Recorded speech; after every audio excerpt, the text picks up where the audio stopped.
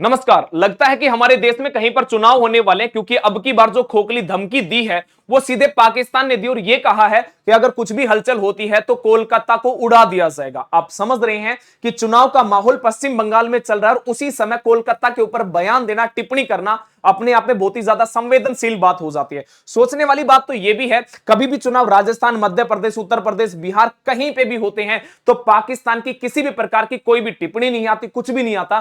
तो अब ऐसी कौन सी चीजें हैं कि भैया ऐसा कौन सा लगाव जो है वो पश्चिम बंगाल से है जो कि युद्ध के जैसी, या फिर यह बोल दिया गया कि सीधा कोलकाता को उड़ा दिया जाएगा। हालांकि कभी भी आपने नोटिस किया हो, जब कभी भी भारत और पाकिस्तान के युद्ध की बातें होती हैं तो पाकिस्तान ने हमेशा से टारगेट पे रखा है दिल्ली को। तो अब की बार दिल्ली को भूलकर ममता बनर्जी का जो गढ़ जिसे कह सकते हो पश्चिम बंगाल, उसको लेकर बहुत ही संवेदनशील, या फिर यह कह दिया जाए कि एक गीदड़ भभकी वाली जो धमकी वो दी गई है। धमकी भले ही हो, पर अपने आप में बहुत ही ज्यादा यह सोचने वाली बात हो जाती है कि बार बार पाकिस्तान पिछले 1-1.5 महीने से बार बार ऐसी हरकतें क्यों कर रहा है, और जबकि अब फिलहाल पश्चिम बंगाल में चुनाव का माहौल है। महीने की बातें की जाए तो ये वही महीना है जिसमें 22 अप्रैल 2025 को एक आतंकवादी हमला हुआ था, पहलगाम वाला। तो महीना सेम है और फिर से इस प्रकार की चीजें करना अपने आप में जो है बहुत बड़ी साजिश का जो है वो हिस्सा या फिर कारण बन सकता है। 7 मई को ऑपरेशन सिंदूर हो जाता है, 10 मई को सीज फायर हो जाता है। मैं ये समझ लो 22 मिनट को पूरे पाकिस्तान की जो आर्मी वगैरह जितनी भी चीजें वो घुटनों पे आ गई थी, फिर आगे सीज फायर हुआ था।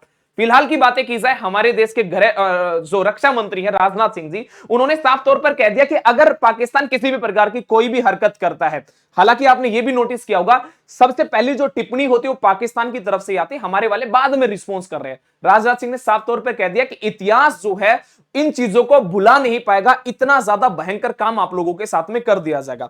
परंतु सबसे बड़ा मुद्दा यह है कि जो पाकिस्तान के रक्षा मंत्री, उनके द्वारा कुछ शब्द कह दिए जाते हैं, और आज की ही बातें की जाए तो उन्होंने यह कह दिया कि अगर भारत ने ड्रामा रचा, अब किस ड्रामे की बातें कर रहा है इसके ऊपर भी विचार किया जाएगा। तो इस बार संघर्ष जो है वो 200 से 250 किलोमीटर तक सीमित नहीं रहेगा। मैंने कहा था ना कि जो पाकिस्तान हमेशा दिल्ली को टारगेट समझता था, अब ऐसी कौन सी मजबूरी है कि वो अब कोलकाता के ऊपर जो है वो काम करने की बातें कर रहा है, क्योंकि चुनाव का माहौल है। दो ही पार्टियां, या तो टीएमसी होगी या फिर बीजेपी, कुछ ना कुछ तो बड़ा बलंडर होने वाला है। तो कह रहा है कि हम उनके घरों और आरएसएस शिविरों के अंदर तक मारेंगे। जब इन्होंने, या फिर ये कह दिया जाए, ये जो रक्षा मंत्री है, जो 2 कौड़ी की शकल वाला व्यक्ति, इसने ये कहा ना कि आरएसएस के शिविरों के अंदर तक मारेंगे, तो ये बात अपने आप में हिंदुओं तक पहुंच जाती है। हिंदुओं तक का मतलब आरएसएस एक हिंदू संगठन है, तो ये सीधे तौर पर चेतावनी दे रहा है आरएसएस को खत्म करने का, मतलब बीजेपी को टारगेट कर रहा है, और बीजेपी ही जो है अब मेन जो रोल अदा कर रही है पश्चिम बंगाल में। तो मेरे ख्याल से कहीं ना कहीं ऐसा चीजें हैं कि ममता बनर्जी और जो बीजेपी के बीच में जो कलेश हो रहा है, बार बार जो विवादित घटनाएं हो रही हैं, तो कहीं ना कोई एक अन्य मोड़ जो है इसका जा सकता है। फिलहाल की बातें की जाए तो अगर पाकिस्तान इस प्रकार के शब्द कह रहा है तो ये अपने आप में सोचने वाली तो बात है। अगर पाकिस्तान हमला करने की बात कर रहा है तो कोई ना कोई बेस होना चाहिए। अगर मैं बेस की बातें करूं तो अगर देखा जाए तो ये हमारे देश का नक्शा है, ये है बांग्लादेश। तो बांग्लादेश बेस हो सकता है। बेस इसलिए भी हो सकता है क्योंकि फिलहाल जो पाकिस्तानी खुफिया एजेंसी है, उनके चीफ जो है, उनका बहुत ही ज्यादा बार जो है फिलहाल यहां के दौरे किए गए हैं। अब बांग्लादेश ही एक ऐसा बेस हो सकता है, बांग्लादेश के साथ में मित्रता बढ़ाना, बांग्लादेश के साथ में जो है डिफेंस की डील करना, बांग्लादेश के साथ में सैन्य अभ्यास करना। तो ये बार बार जो चीजें देख रहा है, हो रही हैं चीजें, तो ये एक अपने आप में और भी ज्यादा संवेदनशील हो जाती है। तो अगर बेस लिया जाएगा तो इसी देश का बेस लिया जा सकता है, क्योंकि कोलकाता या फिर पश्चिम बंगाल की बातें की जाए इससे निकटतम है। दूसरा सबसे बड़ा मुद्दा यह भी है कि सिल्लीगुड़ी कॉरिडोर के नजदीक ही कुछ समय पहले पाकिस्तान ने सैन्य अभ्यास किया था। सिल्लीगुड़ी की बातें की जाए तो हमारे वाला ये वाला जो पूरा एरिया है, ये एक छोटे से एरिया के साथ में जुड़ा हुआ है जिसे चिकन नेक कहते हैं। ये वो एरिया है, अगर ये टूट जाता, फॉर एग्जाम्पल अगर ये टूट जाता तो समझ लेना भारत जो है 2 हिस्सों में बढ़ जाएगा। तो ये सबसे ज्यादा संवेदनशील वाला हिस्सा है। तो ये भी अपने आप में बहुत ही ज्यादा इंपॉर्टेंट बात हो जाती है कि पाकिस्तान ने जो है सिल्लीगुड़ी के निकटतम जो है सैन्य अभ्यास किया है। तो इसमें बांग्लादेश की भी अहम भूमिका होने वाली है, क्योंकि आपने देखा होगा जब से एसआईआर हुआ है लगभग 2 करोड़ बांग्लादेशी जो है वो पश्चिम बंगाल से निकाल दिए गए। तो अपने आप में तो ये भी और भी ज्यादा टॉप लेवल की बात हो जाती है। सबसे बड़ी बात यह है कि हो सकता है कि ध्यान भटकाने के लिए भी किया जा रहा हो। भाई बार बार में पाकिस्तान ऐसे ही सोचता है, क्योंकि पाकिस्तान ने, आप लोगों ने कई बार चीजें देखी होंगी, भैया मैं इधर हमले कर दूंगा, उधर हमले कर दूंगा, और इन चीजों से देखते हुए पाकिस्तान क्या करते हैं, आतंकवादियों को हमारे देश में घुसाने की कोशिश करते हैं। तो हो सकता है कि एंगल जो है काफी सारे हो सकते हैं। फिलहाल अगर मैं आज की ही बातें करूं, आज हमारे देश में ऐसी घटनाएं हुई हैं जिसपे सोचकर आप भी दंग हो जाओगे। सबसे पहली वाली जो घटना की बातें की जाए, ये जितने 3 न्यूज़पेपर की कटेंगे तीनों की तीनों आज की है।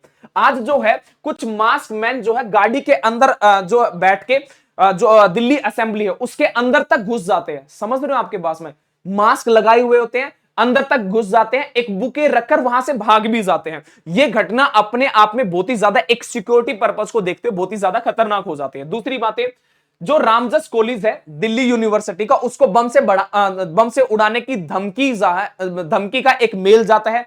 तीसरा जो है डीआरडीओ को, जो है डीआरडीओ को भी बम से उड़ाने की धमकी का मेल जाता है। तो बैक टू बैक इस प्रकार की चीजें होना अपने आप में बहुत ही ज्यादा और भी संवेदनशील हो जाती हैं, पाकिस्तान के मुद्दे को लेकर, पश्चिम बंगाल के चुनाव के मुद्दे को लेकर, और पूरी देश की सुरक्षा के मुद्दे को लेकर।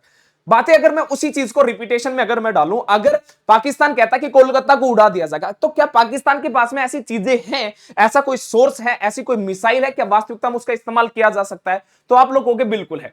पाकिस्तान के पास में शाहीन 3 मिसाइल है, जिसकी मारक क्षमता की बातें की जाए तो 2750 किलोमीटर तक, मतलब अगर उसकी रेंज की बातें की जाए तो वो कोलकाता, दिल्ली, मुंबई, चेन्नई, अंडमान निकोबार, इनको मतलब पूरे इंडिया को एक प्रकार से टारगेट कर सकता है। अधिकतम दूरी इसकी यही है।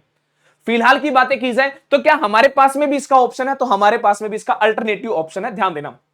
सबसे लंबी दूरी की यही पाकिस्तान की, फिर अबाबील है, फिर शाहीन 2 है, गोरी है, बाबुर कुर्ज मिसाइल आपके पास में। ये सभी के सभी है, उनकी मारक क्षमता के बारे में डिटेल में आप लोगों को चीजें बता रखे। फिलहाल अगर बातें की जाए तो क्या हमारे पास में इनकी मिसाइलों का तोड़ है? तो हमारे पास में इनकी मिसाइलों का नहीं, पाकिस्तान को जड़ से खत्म करने का भी तोड़ है। हमारे पास में अग्नि 5 है, वो वाली मिसाइल जिसकी मारक क्षमता की बातें की जाए, पाकिस्तान तो बहुत ही निकट है, ये तो 7000 किलोमीटर तक मार सकती है। बात समझ रहे हो? तो पाकिस्तान की मिसाइलों से तो कुछ चीजें मतलब डरने वरने वाली बात नहीं है। हमारी यहां की ऐसी भी मिसाइल है जो कि हवा से हवा में ही मिसाइलों को ध्वस्त कर देगी। एक बार मतलब एक बार छोड़ दो और भूल जाओ, अगले वाले को टारगेट करके ही जो है ध्वस्त करके जो है वो बिल्कुल नस्ते नाबूद कर देंगे। परंतु सबसे बड़ा मुद्दा बार बार में एक ही चीज का है कि पाकिस्तान अगर ऐसे शब्दों का इस्तेमाल कर रहा है तो वो क्यों कर रहा है, जबकि पश्चिम बंगाल के अंदर चुनाव है।